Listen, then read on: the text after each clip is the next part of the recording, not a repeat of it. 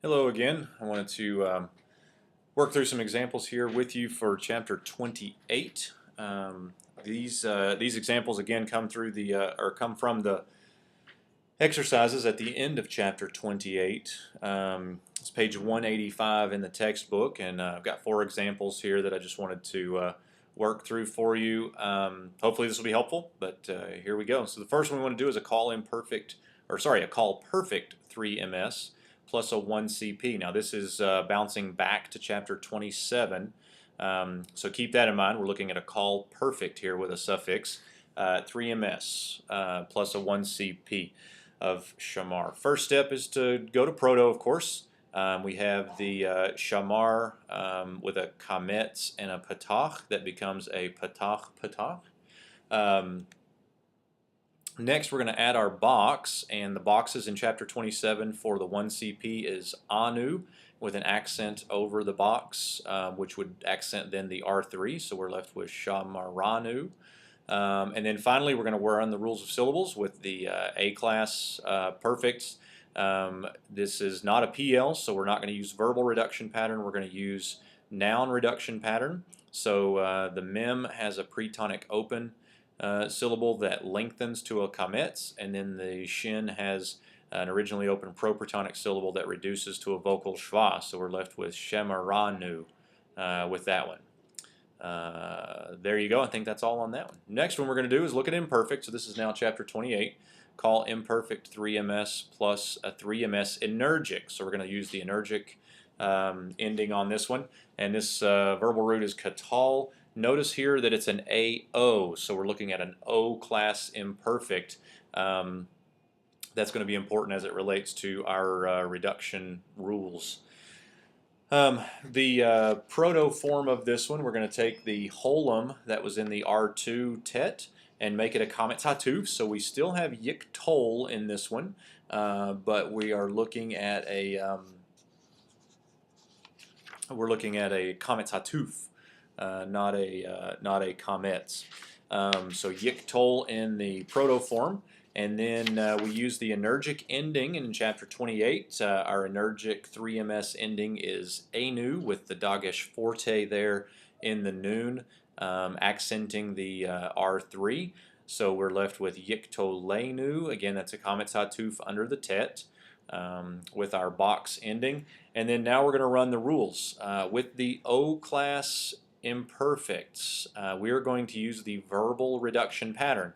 So what ends up happening then is our kametz hatuf short vowel under the tet becomes a vocal schwa, and we're left with yiktalenu with the accent there over the lamed. So remember those verbal patterns, the reduction patterns. With O class imperfects, we're going to use the verbal reduction pattern where the R2 vowel reduces to a vocal schwa. In the A class, we're going to actually lengthen it, use the noun reduction pattern. So there's a call imperfect 3ms plus a 3ms energic. Next one is a call imperative 2ms plus a 1cs of lavash. Again, this one is an AA, so we're going to be looking at an A class. And keep in mind with the imperatives, the key factor is starting correctly with the proto. In the A class, we're going to start with this proto form, levash. If you remember in the O class, we had the options of the proto form, either this one, or ketal, something like that, or kodal that mimicked the Seglet proto form. But in the A class imperatives, we're going to start with this proto form, levash. Adding our boxes now to this one, the 1CS box, we're going to have ani of the 1CS, so levasheni. And then now again with the A class, our reduction pattern is going to be the noun reduction pattern, which means we're going to get lengthening in that pretonic open position. Our proto form already provided the vocal schwa in the R1 for us, so we don't really need to change much there. And we're left with levasheni as the imperative 2ms with a 1cs suffix. And finally, let's look at an infinitive construct, 3 plus a 3ms ending of katal.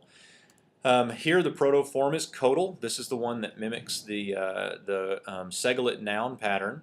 When we get to step 2 with the boxes, keep in mind that the infinitive constructs are verbal nouns, and so they're going to take the noun boxes from chapter 12. So keep that in mind. With the 3ms noun box, we're left with this holem vav. So we have kot lo here. And then as we run the rules of syllables with verbal nouns, we're left with a kamet hatuf in the R1, a silent shva under the tet, and then our final syllable lo is accented. So we don't have any changes once we, to quote, run the rules. Everything is good to go there. So hope those were helpful. If you have questions, email me. Otherwise, let's keep trucking. Well done.